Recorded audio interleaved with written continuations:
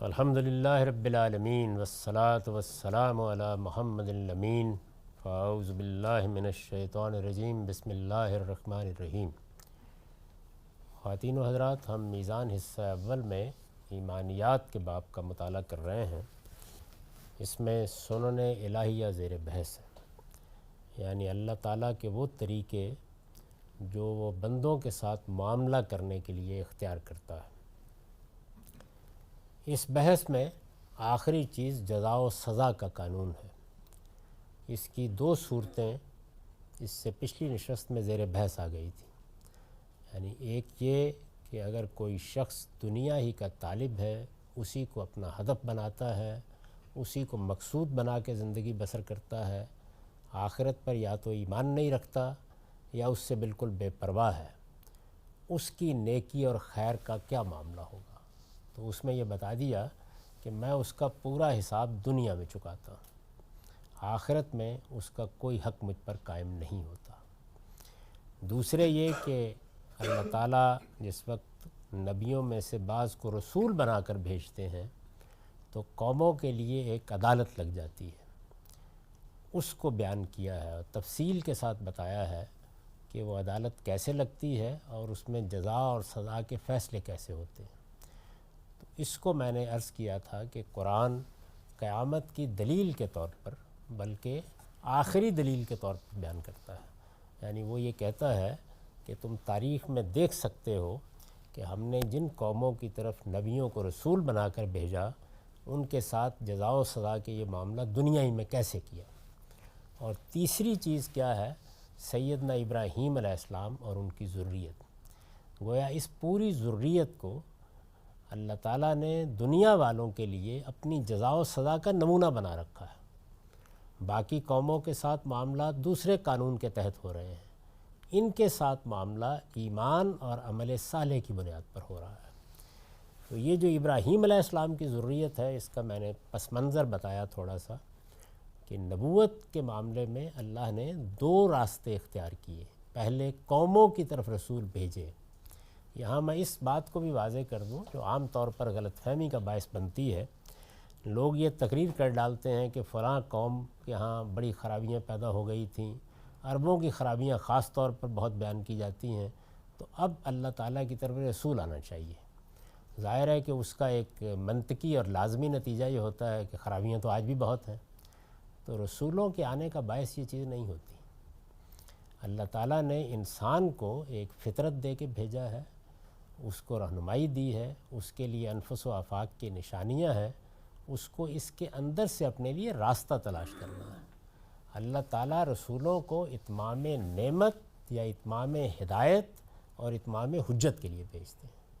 گویا آخری فیصلے سے پہلے بندوں پر حق واضح کر دیا جائے، تو مقصود یہ ہوتا ہے۔ اس کے لیے میں نے عرض کیا کہ جو دوسرا طریقہ اختیار کیا گیا وہ یہ کہ دنیا بہت وسیع ہو رہی ہے، قومیں مختلف جگہوں پر پھیل گئی ہیں، تو دنیا کے بالکل وسط میں ایک علاقے کا انتخاب کر لیا گیا اس زمانے کی دنیا کے لحاظ سے، جزیرہ نما عرب کا بنی اسماعیل کے لیے، اور فلسطین کا جس کو پرانے زمانے میں کنعان کہتے تھے بنی اسرائیل کے لیے۔ تو علاقے بھی منتخب کر لیے گئے، ان علاقوں کو خالی کرا لیا گیا اور ان قوموں کو وہاں آباد کر کے یہ کہا گیا کہ یہ توحید کے مرکز بنائیں اور اس طرح خدا کی دعوت اور اس کا پیغام قومی سطح پر دنیا کے سامنے رکھیں، بجائے اس کے کہ ہر قوم کی طرف کسی کو رسول بنا کر بھیجا جائے۔ تو جو رسولوں کے باب میں سنت تھی اس کا اب الٹ کر اطلاق خود اس قوم پر ہو گیا، یعنی اس کے بارے میں یہ فیصلہ کر لیا گیا کہ اگر یہ حق پر قائم ہو تو قوموں کی امامت حاصل ہوگی، اللہ تعالیٰ کی مدد ان کے شریک حال ہوگی، اور اگر یہ خود انحراف کریں گے تو یہ پٹا دیے جائیں گے، یعنی خود ان کو اپنی جزا اور سزا کا دنیا میں نمونہ بنا دیں۔ تو یہ اصل میں تیسرا جزا و سزا کا پہلو ہے جس کو قرآن مجید بیان کرتا ہے۔ ہم نے اس کی اجازت ہو آپ کو، وہ یہ کہ جو نبوت اور رسالت کو ذریت ابراہیم میں خاص کیا گیا، اور جو ہم نے عموماً پڑھا ہے وہ یہ کہ جو بنی اسرائیل کے جو نبی اور رسول آتے تھے ان کا ان کی دعوت کا فوکس بنی اسرائیل ہی ہوتا تھا. تو ایک طرف ہم نے دیکھا کہ اللہ تعالیٰ نے ایک قوم جو کہ اس وقت بھی آبادی کی لحاظ سے کوئی بہت بڑی قوم نہیں تھی، اس کو خاص کر دیا، اور اس میں جو نبی آئے وہ انہی کو اپنی دعوت کا ہدف بنائیں گے. تو یہ اس کے پیچھے کیا حکمت ہے کہ اتنی بڑی بڑی قومیں جن کے پاس نبی پہلے آئے ہوں گے، لیکن ہماری جو معلوم تاریخ میں جو ہے وہ ان سب کو بالکل نبوت سے کاٹنے کی کیا حکمت؟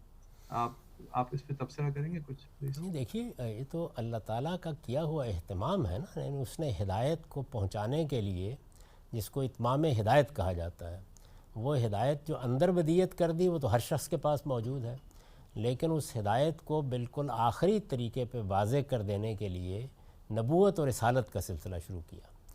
نبوت اور رسالت کے اس سلسلے میں ایک دور وہ رہا کہ جب قومیں دنیا میں پھیل رہی تھیں تو ان کے سرے پر ہر قوم کی طرف رسول بھیج دیا گیا.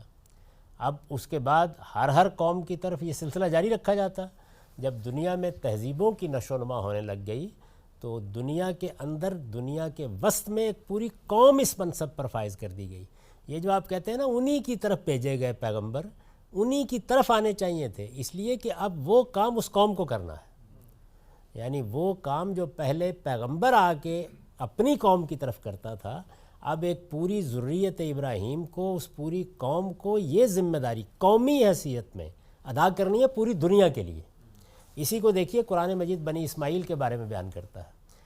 یعنی بنی اسماعیل بھی اسی منصب پر فائز ہے. تو کیا کہتا ہے؟ کذالک جعلناکم امۃ وسطا لتکونوا شہداء علی الناس ویکون الرسول علیکم شہیدا. یعنی تم پر رسول گواہی دیں گے، محمد الرسول اللہ، آگے دنیا کی قوموں پر تمہیں گواہی دینی ہے. رسول کا فوکس تم ہی ہو، یعنی رسول نے تو تمہیں تیار کر دینا ہے، اس کے بعد یہ کام تمہیں کرنا ہے. تو اصل میں ساری دنیا کی قوموں کی طرف رسول مبعوث ہے. کون ہے؟ ذریت ابراہیم اس وقت بھی مبعوث ہے. یعنی خدا کی طرف سے ذمہ داری دے کر پوری دنیا کے لیے قیامت تک اہتمام کر دیا گیا ہے، لیکن اہتمام دوسرے طریقے سے کیا گیا ہے. یعنی پیغمبر ان کے اندر اور وہ قوموں کے لیے. جی، یہ تمام بنی اسرائیل کے لیے بھی اسی طرح سے تھا جیسے بنی اسماعیل کے لیے آپ نے بیان کیا، یا ان کے بارے میں جو عموماً ہم نے پڑھا ہے وہ یہ کہ ان کے نبوت اور رسالت کا سکوپ ان کی اپنی قومی تھی، وہ ان کے نبی ان پر اتمام حجت کرتے تھے، ان کو درست رکھنے کی کوشش کرتے تھے. ان کی ذمہ داری کیا تھی؟ باقی دنیا کی قومیں. یہ سب کے لیے ایک ہی ہے. ایک ہی قرآن مجید کے یہ الفاظ پڑھیے، کذالک جعلناکم امۃ وسطا. جیسے ہم نے ان کو ذمہ داری دی تھی ایسے ہی تمہیں دی ہے، بالکل ایک ہی طریقے سے، ایک ہی قانون کے مطابق. ایک سوال یہ اٹھتا ہے کہ آخرت میں افراد کا تو حساب کتاب ہوگا، مگر کیا اقوام کا بھی حساب کتاب ہوگا؟ مطلب یا اقوام کا کس طریقے؟ اقوام کا محشر یہ دنیا ہے، افراد کا محشر برپا ہونے والا ہے. دنیا میں جو قومیں ہیں وہ یہیں، اس کو تو ہم اس سے پیچھے بھی پڑھ چکے ہیں کہ اللہ تعالیٰ قوموں کے عزل و نسب کی صورت میں بھی یہ کام کر رہے ہیں. قومیں باقاعدہ طبعی موت برتی ہیں اسی دنیا میں، اس کا بھی ایک قانون ہے، وہ ہم پہلے پڑھ چکے عزل و نسب کے زیر عنوان. اور اسی طریقے سے قوموں کو یہاں جزا و سزا بھی دی جاتی ہے. تو یہاں یہ بیان ہو رہا ہے کہ جو جزا و سزا کا قانون ہے وہ کیا ہے، اس دنیا میں کیا ہے. اس سے پہلے جو چیز زیر بحث آئی وہ افراد سے متعلق تھی. کوئی ایک شخص اپنی زندگی کا مرکز و محور دنیا کو بنا لیتا ہے تو ظاہر ہے کہ یہ سوال پیدا ہوتا ہے نا کہ اس نے نیکی بھی کی ہے، خیر بھی کیا ہے، تو کیا اللہ تعالیٰ اس کو اس کی جزا نہیں دیں گے؟ فرمایا اس کا معاملہ میں دنیا میں پورا کا پورا چکاتا ہوں، یعنی حساب بے باک کرتا ہوں، تب اس کو دنیا سے لے جاتا ہوں. اس کے بعد قوموں کے ساتھ کیا معاملہ ہوتا ہے تو وہ رسولوں کے باب میں کیا ہوتا ہے وہ بیان کر دیا. اور یہ تیسری چیز جو ہے یہ اب عالمی سطح پر قیامت تک کے لیے اصل میں اسی نبوت اور رسالت کا اہتمام ہے. ہم لفظ نبی جو ہے اس کو دیکھ رہے ہیں. اللہ تعالیٰ کہتے ہیں کہ میں نے 2 دور قائم کیے ہیں. پہلا کیا تھا؟ ان اللہ اصطفیٰ آدم و نوح، افراد کا انتخاب کرتا تھا. دوسرا دور کیا ہے؟ اعلیٰ ابراہیم و اعلیٰ عمران. دوسرے دور میں میں نے قوموں کو منتخب کیا ہے، وہ اب دنیا کے سامنے حق کی گواہی دیں گی. اور چونکہ ان کو منتخب کیا ہے تو جو قانون پیغمبروں کے بارے میں ہے کہ اگر خدا جس کو پیغمبری کے منصب کے لیے منتخب کرتا تھا وہ اگر خدا نخواستہ انحراف کرے تو قرآن مجید کہتا ہے کہ دنیا ہی میں سزا دی جاتی تھی، شدید ترین سزا۔ اس سزا کی آخری حد بیان کی ہے کہ اگر ادنا درجے میں انحراف کرے گا تو لَقَطَعْنَا مِنْهُ الْوَتِينَ، ہم اس کی رگے جان کاٹ دیں گے، اسی دنیا میں نمونہ بنا دیں گے۔ اس کا دوسرا پہلو حضرت یونس کے معاملے میں زیر بحث آیا، معمولی سی غفلت، یعنی وہ بھی جانب حق میں تو سزا دی دنیا میں۔ تو اب جب ان کی جگہ قوم آ گئی ہے، ذریت ابراہیم آ گئی ہے، اس کو نہ سمجھنے کی وجہ سے سوال پیدا ہوتا ہے کہ اللہ تعالیٰ نے نبوت کے ساتھ کیا کیا۔ نبوت تو دنیا کے ایک ایک فرد کے لیے قائم کی گئی ہے، طریقہ دوسرا اختیار کر لیا گیا۔ تو یہ جو دوسرا طریقہ ہے اس کے تحت اصل میں عالمی نبوت قائم ہے، اس وقت موجود ہے۔ یہ استفاء ہے، اللہ تعالیٰ کی طرف سے انتخاب ہے، پہلے افراد کا بحیثیت فرد، پھر اقوام کا بحیثیت قوم، اور ان قوموں کے اندر پھر پیغمبر بھیجنے ضروری تھے تاکہ ان کو تو حق پر رکھا جائے۔ تو یہ چیز جو ہے یہ پہلے بنی اسرائیل کے لیے کی گئی، اب بنی اسماعیل اس ذمہ داری اور منصب پر فائز ہے۔ حضرت یونس علیہ السلام جو تھے یہ رسول تھے، شاہد رسول تھے یا یہ نبی تھے؟ کن کے بارے میں پوچھا؟ یونس علیہ السلام رسول تھے، اسی لیے ان کی قوم کے معاملے میں عذاب کی خبر دی گئی، اور انہوں نے جب یہ دیکھا کہ ان کی قوم ان کی بات ہی سننے کے لیے تیار نہیں ہے تو ایک موقع پر اس سے پہلے کہ اللہ تعالیٰ کہیں کہ اب چھوڑ دیں، چھوڑ کے چلے گئے۔ تو اللہ تعالیٰ کہتے ہیں بلکہ رسالت مآب صلی اللہ علیہ وسلم کو، یعنی ان کا واقعہ بھی کیوں زیر بحث آیا؟ قرآن مجید میں ان کے واقعے کے زیر بحث آنے کی وجہ یہ بن گئی کہ جب رسول اللہ صلی اللہ علیہ وسلم کو اس منصب پر کھڑا کیا گیا تو بار بار کہا گیا کہ دیکھیں آپ اس منصب پر فائز کیے گئے ہیں، تاریخ سے سبق لیں، لا تکن کا صاحب الحوت، یعنی اس سے پہلے وہ مچھلی والے نے جو طریقہ اختیار کیا تھا کہیں وہ اختیار نہ کر بیٹھے۔ پیغمبروں کا معاملہ ہمارے ہاں صرف فضائل کے پہلو سے زیر بحث آتا ہے، ذمہ داری کیا ہے، کس جگہ پر کھڑے کیے گئے ہیں، کس طرح کا قانون ان کے معاملے میں ہے، وہ زیر بحث ہی نہیں ہوتا۔ تو رسول اللہ صلی اللہ علیہ وسلم کو کہا گیا ہے کہ آپ نے صبر کے ساتھ یہ کام کرنا ہے، ہم جب جس دن کہیں گے اس دن قوم کو چھوڑنا ہے، اس سے ایک لمحہ پہلے بھی چھوڑ دیا تو وہی حشر ہوگا جو یونس کا کر چکے ہیں ہم اس سے پہلے۔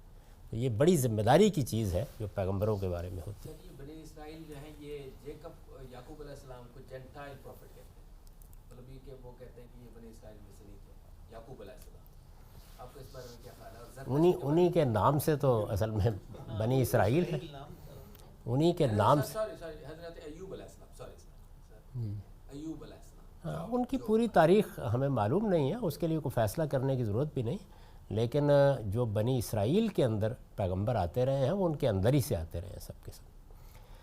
تو سیدنا ابراہیم علیہ السلام کی ذریت کے لیے اللہ تعالیٰ کا وعدہ ہے کہ وہ اگر حق پر قائم ہو تو اسے قوموں کی امامت حاصل ہوگی۔ یعنی قانون کیا ہے؟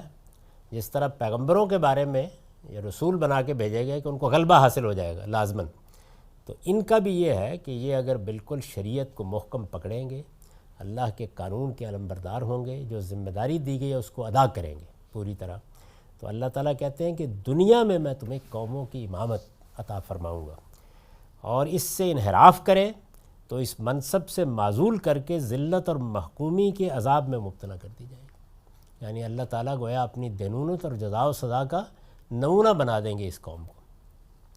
اوفو بعہدی اوف بعہدکم، اگر کبھی اس زاویے سے آپ قرآن مجید میں بنی اسرائیل کے معاملات پڑھیں تو اللہ تعالیٰ کیا کہتے ہیں، یہ سورہ بقرہ ہی میں سے حوالہ دیا میں نے، تم میرا وعدہ پورا کرو میں تمہارے ساتھ اپنا وعدہ پورا کروں۔ تو میرا وعدہ کیا ہے؟ یہ کہ میں تمہیں دنیا کی امامت دوں گا، اور یہ سیدنا داؤد کے زمانے میں، سیدنا سلیمان کے زمانے میں اصل میں اسی وعدے کا ظہور ہوا، اور اگر میرا وعدہ پورا نہیں کرو گے تو پھر نتائج نکلیں گے۔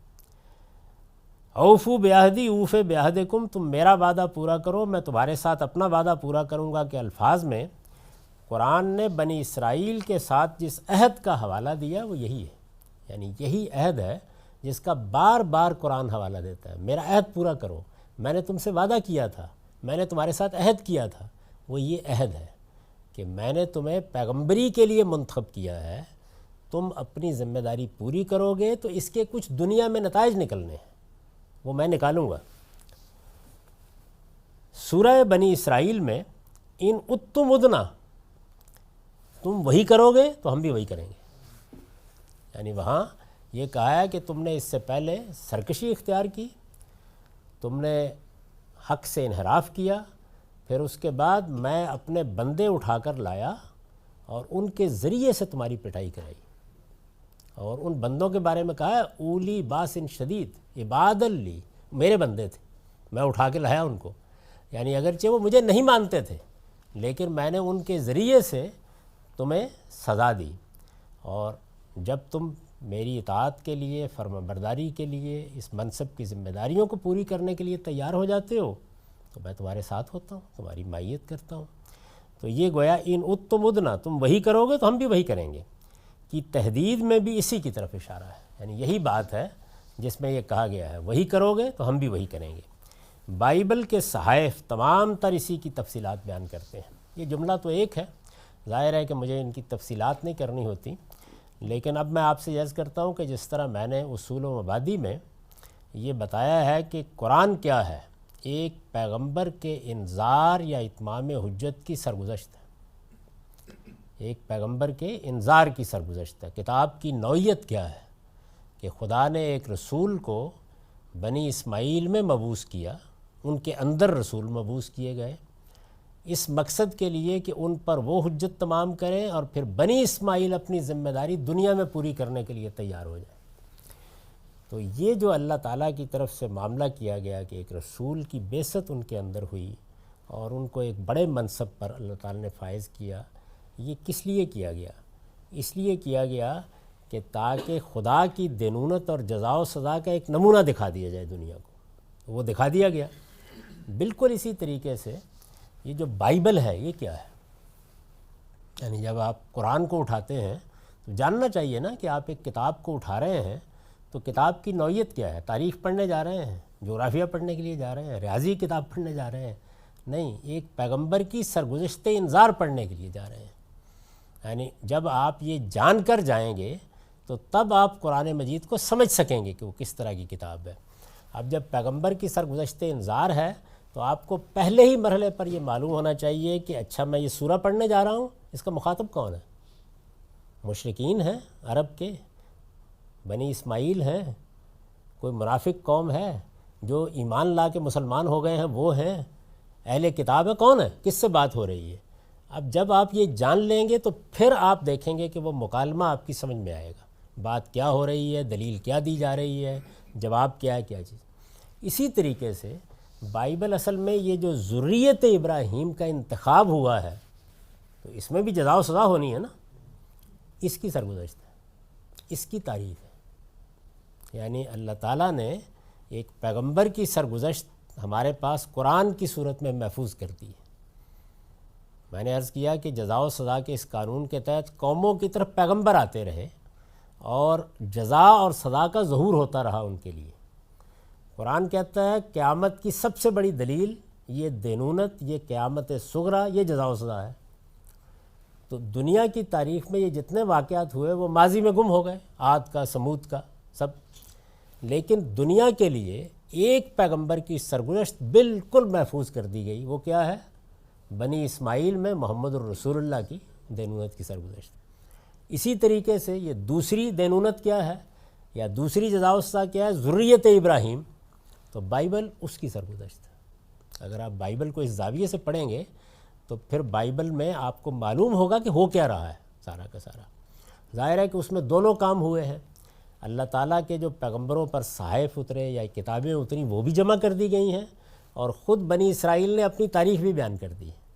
تو گویا ایک قوم جس کو خدا کی طرف سے اس منصب کے لیے فائز کیا گیا، آپ کھولیں گے نا جب اس کو تو پہلے آپ کو یہ معلوم ہوگا کہ اچھا حضرت ابراہیم سے پہلے ہم انسانوں کی حیثیت سے وجود میں کیسے آئے تھے. وہ اس کی کہانی سناتے ہیں جو ان کو تاریخ میں معلوم ہوئی. وہ کوئی الہامی کتاب نہیں ہے، یعنی جو تاریخی طور پر ان کے پاس معلومات ہیں وہ اس کی داستان سناتے ہیں. تکوین یا پیدائش میں وہ بیان ہوتی ہے. اس کے بعد آپ یہ دیکھتے ہیں کہ بنی اسرائیل کا اب خروج ہو رہا ہے، یعنی انہیں اس منصب کے لیے نکالا جا رہا ہے. وہ نکل کے وہاں سے آ رہے ہیں. اب ان کی تنظیم ہو رہی ہے. ان کے اندر جو دین کا علم رکھنے والے لوگ ہیں ان کی منصبی ذمہ داریاں بتائی جا رہی ہیں. ان کی باقاعدہ طریقے سے گنتی کر کے متعین کر کے ان کے قبیلے متعین کر کے اللہ تعالیٰ ان کو ان کے اس مستقر کی طرف لے جا رہے ہیں. وہ علاقہ جو ان کے لیے منتخب کیا گیا ہے اس علاقے تک وہ پہنچنے کا عمل کیسے کریں گے وہ بعد میں بیان ہوگا. چونکہ انہوں نے جانے سے انکار کر دیا تو پھر آخر میں تورات ترتیب دے کے استثناء میں ان کو دے دی گئی کہ یہ اب اللہ کی کتاب ہے, اس کی روشنی میں تم جاؤ گے. چنانچہ وہ پھر گئے. اس کے بعد یوشع اور کالب کی قیادت میں جو صحابہ تھے حضرت موسیٰ کے, انہوں نے اس منصب کو حاصل کیا. وہ گئے, انہوں نے جا کے وہاں فلسطین میں اپنا نظم قائم کیا. وہاں ان کی بڑی بادشاہتیں قائم ہوئیں, حضرت سلیمان کی, داؤد کی بادشاہت. یہ گویا فلسطین میں توحید کے مراکز کا آخری ظہور تھا. اور اسی کے تحت پھر آپ یہ دیکھتے ہیں کہ قرآن بیان کرتا ہے کہ ان کے ساتھ کیا معاملات پیش آئے, اور پھر ان کے اندر جو انبیاء آئے ان کے صاحب شروع ہو جاتے ہیں. اگر آپ بائبل میں دیکھیں وہ کیا کر رہے ہیں, وہ یہ کر رہے ہیں کہ تم نے اللہ تعالیٰ کے عہد کو بلا دیا ہے. یعنی وہ اب جو ذلت اور محکومی کا عذاب ان پر آیا ہے اس دور کے پیغمبر ہیں, سب کے سب اس میں متنبع کر رہے ہیں. دانیال, یرمیہ, یسیہ, ان کے صحائف آپ پڑھتے چلے جاتے ہیں, یہاں تک کہ پھر حضرت مسیح آ جاتے ہیں اور آخری دینونت خود ان کے لیے ظاہر ہو جاتی ہے جو اللہ تعالیٰ کی. تو وہ پوری سرگزشت آپ اس جگہ سے پڑھیں گے تو بائبل بھی سمجھ میں آئے گی. یہ ایک جملہ اسی کے لیے ہے. بائبل کے صحائف تمام تر اسی کی تفصیلات بیان کرتے ہیں. سورہ بقرہ میں فرمایا ہے, یعنی اس کی ابتدا کیسے ہوئی. سورہ بقرہ کی آیت 124 میں اللہ تعالیٰ نے حوالہ دیا ہے, وَإِذِ ابْتَلَىٰ إِبْرَاهِيمَ رَبُّهُ بِكَلِمَاتٍ فَأَتَمَّهُنَّ قَالَ إِنِّي جَاعِلُكَ لِلنَّاسِ إِمَامًا قَالَ وَمِن ذُرِّيَّتِي قَالَ لَا يَنَالُ عَهْدِ الظَّالِمِينَ. اور یاد کرو جب ابراہیم کو اس کے پروردگار نے چند باتوں میں آزمایا تو اس نے وہ پوری کر دی. یہ جواب دیا اس بات کا کہ ابراہیم کا انتخاب بھی الٹپ نہیں تھا. یعنی ابراہیم کو ہم نے بہت سے مراحل سے گزارا, پھر یہ عالمی منصب اس کو عطا فرمایا. فرمایا میں نے فیصلہ کیا ہے کہ تمہیں لوگوں کا امام بناؤں گا. کس معاملے میں امام؟ ظاہر ہے کہ مذہب کے معاملے میں, دین کے معاملے میں, ہدایت کے معاملے میں. عرض کیا اور میری اولاد میں سے, یعنی انہوں نے فوراً یہ پوچھا کہ کیا یہ میرے ساتھ شخصی امامت کا فیصلہ ہو رہا ہے؟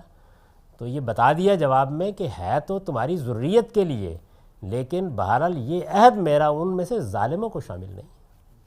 یعنی یہ ہوگا بیلاگ طریقے سے, وہ تمہارے راستے پر رہیں گے تو اس منصب کے اہل ہوں گے, نہیں ہوں گے تو معزول کر دیے جائیں گے. اللہ تعالیٰ کا یہی وعدہ ہے جس کی بنا پر خاص بنی اسرائیل کے لیے ارشاد ہوا ہے. ایک موقع پر سورہ مائدہ میں اللہ تعالیٰ نے اس وعدے کی وضاحت کی ہے. یہ جو پیچھے بیان ہوا اوفو بعہدی, تو اس وعدے کو اللہ تعالیٰ نے بیان کیا ہے کہ میں کیا کروں گا اگر تم میرے راستے پر چلو گے اور اس عہد کو پورا کرو گے. تو مائدہ کی یہ 66 آیت ہے. فرمایا وَلَوْ أَنَّهُمْ أَقَامُوا التَّوْرَاةَ وَالْإِنْجِيلَ وَمَا أُنزِلَ إِلَيْهِمْ مِنْ رَبِّهِمْ لَأَكَلُوا مِنْ فَوْقِهِمْ وَمِنْ تَحْتِ أَرْجُلِهِمْ مِنْهُمْ أُمَّةٌ مُقْتَصِدَةٌ وَكَثِيرٌ مِنْهُمْ سَاءَ مَا يَعْمَلُونَ. اور اگر یہ اپنی, یعنی یہ بنی اسرائیل, وہ زیر بحث ہے, اگر یہ بنی اسرائیل اپنی اجتماعی حیثیت میں تورات و انجیل پر اس چیز پر قائم ہو جاتے جو ان کے پروردگار کی طرف سے ان پر اتاری گئی ہے, یعنی اللہ کا ان کے ساتھ یہ وعدہ ہے, تو کیا ہوتا؟ تو اپنے اوپر سے اور پاؤں کے نیچے سے رزق پاتے. یعنی آسمان اپنے خزانے اگل دیتا, زمین اپنے دفینے ان کے سامنے ڈال دیتی. اس میں شبہ نہیں کہ ان میں ایک جماعت ایسی بھی ہے جو راستی پر قائم ہے, لیکن ان میں زیادہ وہی ہیں جن کے اعمال بہت بڑے ہیں. یعنی یہ بتا دیا گیا کہ یہ میری جو عنایت ہے یہ قومی حیثیت سے ہے. ایسا نہیں کہ تم میں سب کے سب برباد ہو گئے ہیں, نہیں ہیں ایسے لوگ تمہارے اندر نیکی پر, خیر پر, اللہ تعالیٰ کے عہد پر قائم ہے, لیکن بحیثیت مجموعی تم اس مقام سے گر گئے ہو. یہ اس کا حوالہ دیا ہے. اب جو کتاب استثناء ہے, یعنی جو اصل تورات ہے, اصل تورات مرتب شدہ تورات استثناء ہی ہے. ڈیٹرانومی 5ویں کتاب جو بائبل کی ہے. پہلے جو کتابیں ہیں ان میں ترتیب نزولی سے آ رہی ہے, جیسے جیسے نازل ہو رہی ہے بنی اسرائیل اس کو تاریخی طور پر بیان کر رہے ہیں, اور پھر استثناء میں جو چیزیں باقی رکھنی ہیں یا مستقل رکھنی ہیں ان کو سامنے رکھ کر اللہ تعالیٰ نے پھر اس کو ترتیب دیا, جیسے قرآن ترتیب دیا گیا. تو استثناء ہی اصل تورات ہے. تو استثناء میں یہ پورا قانون زیر بحث آیا ہے جس کی طرف میں نے اشارہ کیا. یہ جو بشارت ہے، یہ سنت ہے اللہ کی، یہ ہمارے بارے میں بھی ہے کہ ہم اسٹیبلش کر لیں اگر کتاب وغیرہ کو آیات کو، تو ہمارے بھی کوئی خزانے وغیرہ. بنی اسماعیل، اور ہم ظاہر ہے کہ تابعین میں سے ہیں، یعنی اصل وعدے تو ہیں بنی اسماعیل کے ساتھ، لیکن ہم ایمان لائیں گے اور ان کا حصہ بنیں گے تو جس صورتحال سے وہ دو چار ہوں گے اس سے ہم بھی ہوں گے، لیکن تباً ہوں گے. اصلاً ان کو یہ خدمت انجام دینی ہے. آج کی دنیا میں ہم سب یہ بنی اسرائیل اور بنی اسماعیل کی پہچان کیسے ہوگی؟ وہ جانتے ہیں، خود بتاتے ہیں آپ کو کہ ہم بنی اسرائیل ہیں، ہم بنی اسماعیل ہیں. استثناء میں ہے. اب یہ دیکھیے کہ اس پورے قانون کو کیسے بیان کیا اللہ تعالیٰ نے. یعنی یہ قرآن مجید کا اسلوب یہ ہوتا ہے کہ ایک جملے میں، دو جملوں میں بس حوالہ دے دیا، بات بیان کر دی. لیکن تورات میں کیونکہ ان کو ذمہ داری دی گئی ہے تو آپ تورات کو اگر پڑھیں، بہت مختصر سی ہے، یعنی 70-80 صفحے کی کتاب ہے. تو اس میں ایک طرف تو وہ ہدایات ہیں جن کا تعلق شریعت سے ہے، کھانے پینے کے معاملات کیا ہیں، دوسری چیزیں کیا ہیں، اجتماعی زندگی کو کیسے منظم کرنا ہے. لیکن زیادہ تر جس چیز کا بیان ہے وہ اصل میں یہ منصب ہے.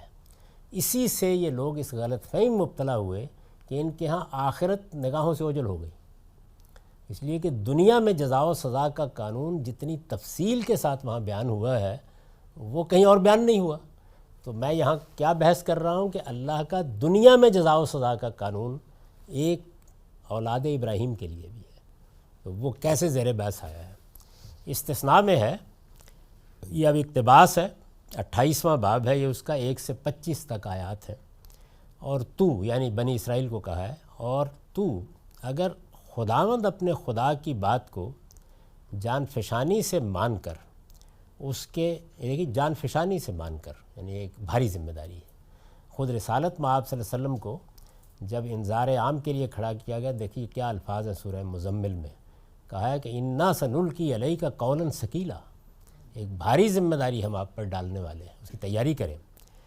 اور اگر تو خداوند اپنے خدا کی بات کو جان فشانی سے مان کر اس کے سب حکموں پر جو آج کے دن میں تم کو دیتا ہوں، تورات دی جا رہی ہے نا اس موقع پر، مان کر اس کے سب حکموں پر جو آج کے دن میں تجھ کو دیتا ہوں احتیاط سے عمل کرے. اس میں بہت غیر معمولی الفاظ ہیں، اگرچہ یہ ترجمہ ہے لیکن پھر بھی دیکھیے کہ یہ کیا چیز ہے. یعنی پہلی چیز یہ ہے کہ تم ایک بڑے منصب پر فائز ہوئے ہو، عام لوگوں کے لیے رخصت ہوتی ہے، تمہیں جو ماننا ہے جان فشانی سے ماننا ہے، تمہارے ہاں انتخاب نہیں ہو سکتا، سب حکموں پر عمل کرنا ہے جو آج دیے جا رہے ہیں.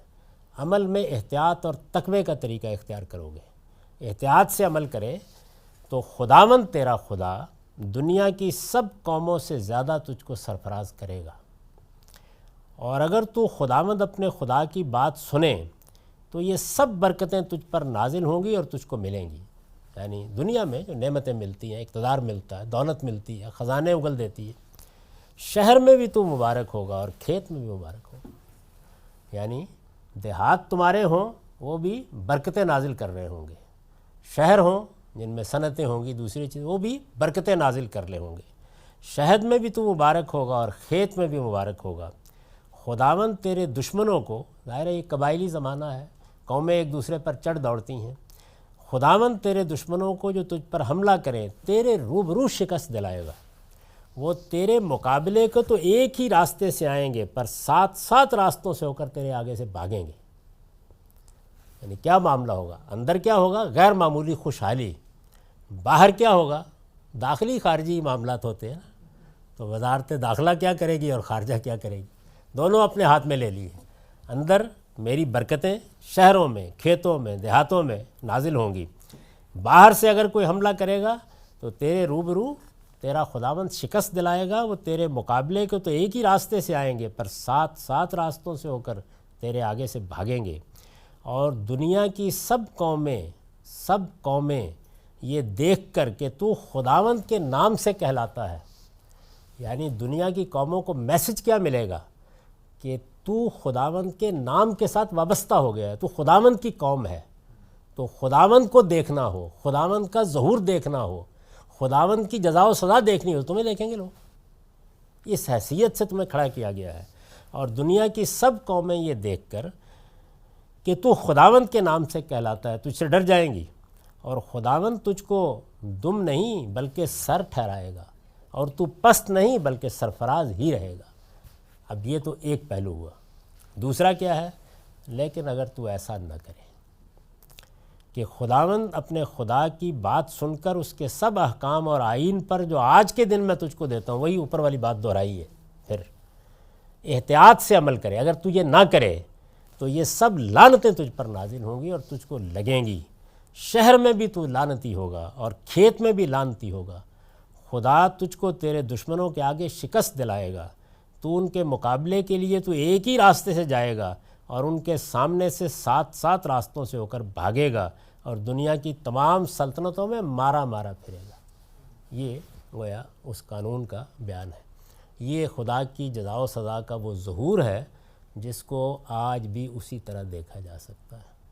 یہ اسی طریقے سے گویا قیامت تک کے لیے قائم کر دیا گیا ہے۔ سیدنا مسیح علیہ السلام کے بعد اسی کا اصل میں دوسرا پہلو ہے جو ظاہر ہوا، تو قرآن مجید نے اس کو بیان کیا ہے۔ جب آخری پیغمبر کون ہے؟ سیدنا مسیح علیہ السلام۔ اس کے بعد گویا یہ معزول ہو گئے، اللہ نے فیصلہ کر لیا کہ اب ان کی جگہ بنی اسماعیل میں آخری پیغمبر آئیں گے اور وہ یہ ذمہ داری ادا کریں گے۔ اس ذمہ داری کا تقرر سب سے زیادہ جامعیت کے ساتھ، یعنی جو بنی اسماعیل کو ملی ہے، عربوں کو ملی ہے، وہ سورہ حج کے آخر میں ہوا ہے۔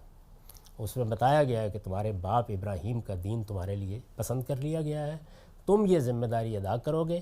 یہاں کہا ہے نا جاں فشانی سے سب حکموں پر عمل کرو گے، وہاں بنی اسماعیل کو کہا ہے جاہدوا فی اللہ حق کا جہاد ہے، وہاں آیت یہاں سے شروع ہوئی، یعنی حق ادا کرو گے اس جد و جہد کا، اور اس کے لیے تم نکلو گے۔ تو یہ اللہ تعالیٰ نے بنی اسماعیل کو منصب دیا، ان کو یہ ذمہ داری دی اور یہ کہا کہ تم یہ کام کرو گے جا کے۔ تو قرآن نے پھر اس کو جامعیت کے ساتھ بیان کر دیا ہے، سورہ بقرہ میں بھی، سورہ حج میں بھی، دوسرے بعض مقامات پر بھی، اور سیدنا مسیح کی طرف سے جب اتمام حجت ہو گیا اور انہوں نے انکار کر دیا بلکہ ان کی جان کے درپے ہو گئے، تو پھر دیکھیے اس اعلان میں کیا کہا ہے۔ وہ اعلان یہ ہے کہ انی متوفیک، میں نے فیصلہ کر لیا ہے کہ اب میں آپ کو وفات دے دوں گا، بس معاملہ ختم ہوا۔ وہ رافع کا الیہ، یہ ہاتھ نہیں لگا سکیں گے آپ کو، میں اٹھا لے جاؤں گا، اس لیے کہ یہ تو تذلیل پر تلے ہوئے تھے۔ وہ مطہروں کا من الذین کفروا، یہ منکرین ہیں، ناپاک ہو گئے ہیں، میں آپ کو ان ناپاک لوگوں کے اندر سے نکال لوں گا۔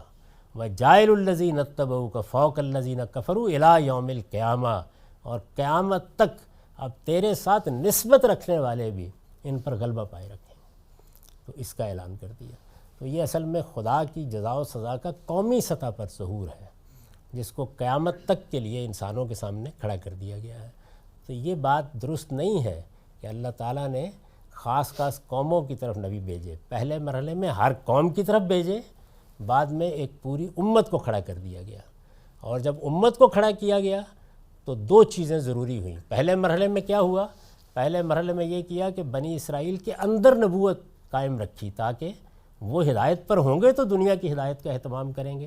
دوسرے مرحلے میں کیا اپنی کتاب کو محفوظ کر کے بنی اسماعیل کے ہاتھ میں دے دیا کہ جب بھی کسی معاملے میں کوئی غلطی یا خطا یا تزلزل کا امکان ہو تو کتاب کو دیکھ لیا جائے۔ تو گویا وہ کام جو بنی اسرائیل کے پیغمبر کر رہے تھے وہ اب قیامت تک کے لیے بنی اسماعیل کے ہاتھوں میں قرآن کر رہا ہے۔ ایک ہی قانون ہے جس کا اطلاق ہے، اس کی یہاں وضاحت کا بہت موقع نہیں تھا۔ یہ قانون دعوت میں ایک پورا باب ہے، وہ جب ہم پڑھیں گے تو اس میں زیر بحث آئے گا۔ اس کے ساتھ ہی اللہ تعالیٰ پر ایمان کا باب پایہ تکمیل کو پہنچ گیا۔ اس میں کیا چیزیں زیر بحث آئیں؟ اس میں پہلا حصہ وہ تھا کہ جس میں ہم اللہ تعالیٰ کو کن دلائل سے مانتے ہیں، وہ زیر بحث آئے، وہ شواہد تھے۔ پھر اس کے بعد یہ چیز زیر بحث آئی کہ اللہ کی ذات کے بارے میں ہمارے علم یا ادراک کی کیا نوعیت ہونی چاہیے۔ پھر صفات کا باب زیر بحث رہا، اور اس کے بعد پھر آخر میں یہ ہم سنن کا مطالعہ کر رہے تھے۔ اس کے ساتھ یہ باب پایہ تکمیل کو پہنچا۔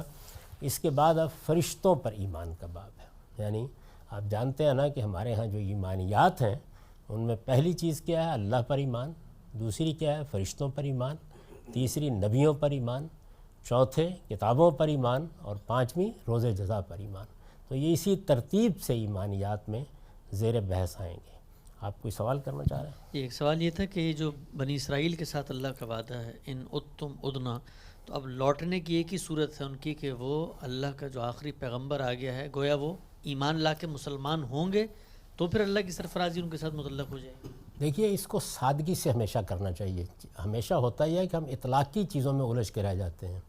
یعنی اللہ تعالیٰ نے ان کو کیا ذمہ داری دی ہے؟ یہ ذمہ داری دی ہے کہ خدا کی طرف سے آنے والے حق کے ساتھ کھڑے ہوں، بس اس جامعیت سے بیان کرنا چاہیے۔ اب اس حق کا فیصلہ کرنا ہے نا انہوں نے، تو اللہ تعالیٰ نے پہلے حضرت مسیح کے معاملے میں ان کی طرف یہی حق پہنچانا چاہا، انہوں نے انکار ہی نہیں کیا بلکہ ان کی جان کے در پہ ہو گئے۔ پھر سیدنا محمد صلی اللہ علیہ وسلم کے معاملے میں یہ ہوا، انہوں نے اس کو بھی ماننے سے انکار کر دیا، یعنی کچھ کو اللہ نے توفیق دی۔ تو یہ ظاہر سی بات ہے کہ جس وقت کسی قوم کو حق کو پہچاننا ہے تو پہلی ذمہ داری یہی ہے کہ وہ پہچانے۔ سر یہ جو آیت آپ نے پڑھی ہے مسیح کے ماننے والوں کو قیامت تک کے لیے سربلندی عطا کی، تو مولانا مودودی صاحب تفسیر میں یہ بیان کرتے ہیں کہ اس میں مسلمان بھی اس لپیٹے میں آتے ہیں کیونکہ وہ بھی مسیح علیہ السلام کو مانتے ہیں، تو سربلندی ان کے لیے بھی قیامت تک کے لیے، اسی چکر میں ہم بھی ذرا سرفراز ہو سکتے ہیں۔ یعنی اچھی خواہشوں میں کیا حرج ہے؟ یہ مودودی صاحب کی سر یہ اعلان اس وقت کیا جا رہا ہے جب ابھی آپ وجود میں نہیں آئے۔ قرآن مجید نے اس کی پوری تاریخ بیان کر دی، تو اس کو وہیں تک رکھیے۔ اللہ نے مسلمانوں کو بھی بڑی غیر معمولی سرفرازی دی تھی، دنیا میں ان کی ایک عالمی سلطنت قائم ہوئی، اس کو بھی قرآن مجید میں پڑھی ہے نا، جو وعدہ کیا اللہ تعالیٰ نے، تو وہ سورہ نور میں ہے بڑی تفصیل سے۔ یہ جو یہاں آپ نے وعدہ پڑھا ہے بنی اسرائیل کے بارے میں، ایسی تفصیل کے ساتھ بنی اسماعیل سے اللہ کا جو وعدہ ہے وہاں بیان ہوا ہے۔ اسی طرح جو سورہ بنی اسرائیل ہے اس میں پوری داستان سنا کے پھر بنی اسماعیل کو بتایا گیا کہ اب تمہاری ذمہ داری کیا ہے۔ اس کا سب سے غیر معمولی بیان سورہ آل عمران کی ابتدا میں ہے۔ وہاں اللہ تعالیٰ نے یہ بتایا ہے کہ میں نے اب اپنی بادشاہی ایک دوسری قوم کو دینے کا فیصلہ کر لیا ہے۔ تو وہ بڑا دل نواز بیان ہے، اس میں بنی اسرائیل کو تو جو کہا ہے آنے والوں کو کس مقام پر کھڑے ہونا چاہیے اس کو بھی بیان کیا ہے۔ سر جی اس کے یہ جو اللہ تعالیٰ کا نظام چل رہا ہے، اس کا جو نتائج کے لحاظ سے بالعموم ایسا تاثر ہمیشہ دیا جاتا ہے کہ جیسے آخرت کے قریب زیادہ تر لوگ جو ہے وہ گمراہ ہو چکے ہوں گے اور بہت ہی ضلالت پھیلی ہوئی ہوگی اور سب کچھ ہوگا، اس کے بعد یکدم قیامت آ جائے گی۔ اور تو لیکن جو حضرت آدم کا واقعہ ہے اس میں سے تو ایسا لگتا ہے جیسے اللہ تعالیٰ کو انسان پہ بھروسہ ہے کہ وہ صحیح جگہ پہ پہنچ جائے گا اور اس کا یہ جو سلسلہ ہے اس میں انسان کامیاب رہے گا۔ تو کیا یہ اس کی کوئی دلائل قرآن میں ہمیں ملتے ہیں کہ ہم لوگ انسانیت بحیثیت مجموعی ضلالت کا شکار ہو جائے گی اور قیامت آ جائے گی، یا اس کی کامیابی کے بھی کچھ امکانات اشارے ہیں؟ نہیں دیکھیے یہ کوئی ارتقائی عمل نہیں ہے۔ اللہ تعالیٰ جب سے انہوں نے دنیا بنائی ہے اہل حق کا انتخاب کر رہے ہیں اور یہ ہر دور میں ہو رہے ہیں۔ یہ سلسلہ قیامت تک ایسے ہی جاری رہے گا، یعنی اللہ تعالیٰ انسانوں کے اندر سے صحیح راستے کو پانے والے لوگوں کا انتخاب کرتے رہیں گے۔ قومی حیثیت سے معاملہ کیا ہوگا یا عالمی سطح پر معاملہ کیا ہوگا، اس کو قرآن مجید نے حق و باطل کے حوالے سے بیان نہیں کیا، بلکہ تاریخی واقعے کے حوالے سے بیان کیا ہے کہ دنیا میں جو مختلف قومیں اسٹیج پر نمودار ہو رہی ہیں ان میں ابتدائی دور میں حام اور سام کی نسلیں زیادہ تر دنیا میں آباد ہوئیں یا انہی نے دنیا میں بڑی حکومتیں اور سلطنتیں قائم کیں۔ آخری زمانے میں یافت کی اولاد جو تیسرے بیٹے ہیں یاجوج ماجوج جن کا وطن وسط ایشیا ہے، یہ لوگ دنیا پر غلبہ پا لیں گے، اور یہ من کل حدب ینسلون، اس میں بھی زیر بحث اصل میں ایمان یا کفر نہیں ہے بلکہ ایک قوم کی نشاندہی کی ہے کہ وہ اس وقت غلبہ پا لے گی۔ وہ کفر پر ہوگی تب بھی، وہ ایمان پر ہوگی تب بھی۔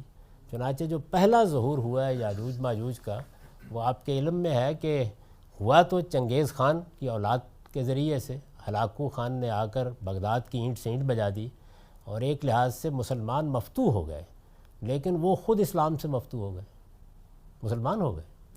تو اس وجہ سے کچھ نہیں کہا جا سکتا کہ جو یہ دنیا کی اب قومیں ہیں ان میں سے قومی حیثیت سے اللہ کس کو کیا توفیق دے دے، لیکن اللہ کو اس سے زیادہ دلچسپی نہیں ہے، یہ ہماری دلچسپی کی چیزیں ہیں۔ اللہ تعالیٰ تو اپنا انتخاب کر رہے ہیں، وہ آخری زمانے میں بھی ہو رہا ہوگا، ہر جگہ سے ہو رہا ہوگا. تو اس لیے قرآن مجید اس کو ایسے دیکھتا ہے. باقی رسالت میں آپ صلی اللہ علیہ وسلم نے جو باتیں کہی ہیں وہ مسلمانوں کے بارے میں کہی ہیں کہ تمہارے ہاں قیامت کے قریب کیا زوال، کیا پستی، کیا اضمحلال آ جائے گا، اس کو بیان کیا. یہ جو بنی اسرائیل کو یہ وقت ہمارا ختم ہو گیا، تو اس نشست کو اب ہم خاتمے پہ پہنچاتے ہیں. اقول و قولی ھذا واستغفر اللہ لی ولکم ولسائر المسلمین.